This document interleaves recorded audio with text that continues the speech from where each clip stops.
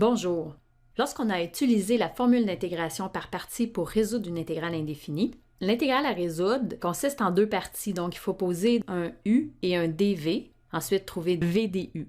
De sorte qu'on peut remplir la formule d'intégration par partie avec le uv qui est la première partie et la deuxième partie qui est une nouvelle intégrale.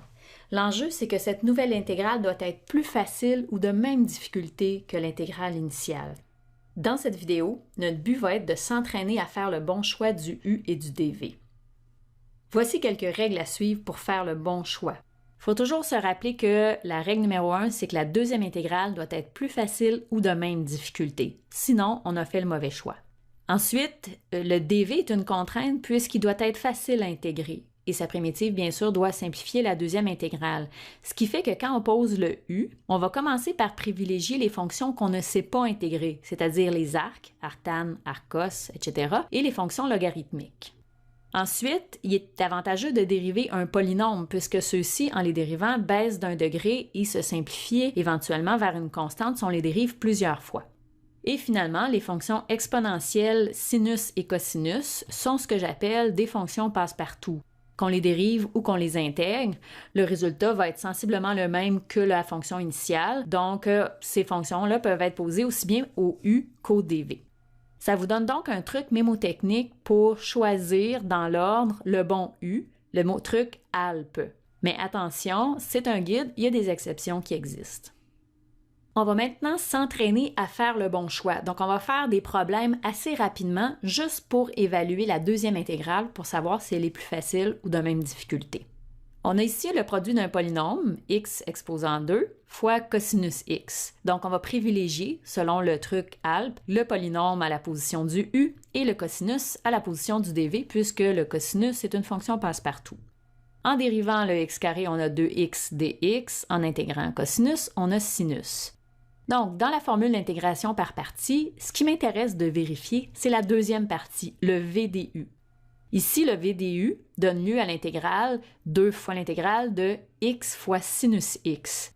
Cette intégrale-là est plus facile que la première si on considère que le fait d'avoir baissé le polynôme d'un degré va nous aider éventuellement. Dans ce genre de cas, on va réappliquer la technique sur la nouvelle intégrale. Donc, on réapplique la formule d'intégration par partie. Mais attention, c'est important de garder le même choix de u et de dv. Le polynôme va rester à la position du u. Pour ceux qui aimeraient terminer ce problème en entier en exercice, voici la réponse. Exemple 2. Ici, j'ai un polynôme fois un log. Selon le truc alpe, je vais privilégier u comme étant égal au ln de x, et c'est logique parce que ln de x, je ne connais pas sa primitive. Le dv va donc être x carré fois dx. La différentielle de ln de x, c'est 1 sur x fois dx. La primitive de x carré, c'est x cube sur 3. Je m'intéresse à la deuxième intégrale pour savoir si elle est plus facile. Alors, j'ai 1 tiers fois x cube divisé par x. En simplifiant, je vais me retrouver avec une formule de base, donc oui, c'est plus facile, on simplifie et on intègre. Pour ceux qui aimeraient terminer ce problème en entier en exercice, voici la réponse. Ici, j'ai x cube fois e exposant x carré.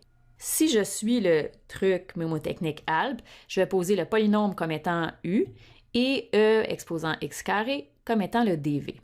La dérivée d'x cube, c'est 3x2, mais la primitive de e exposant x carré, je ne la connais pas.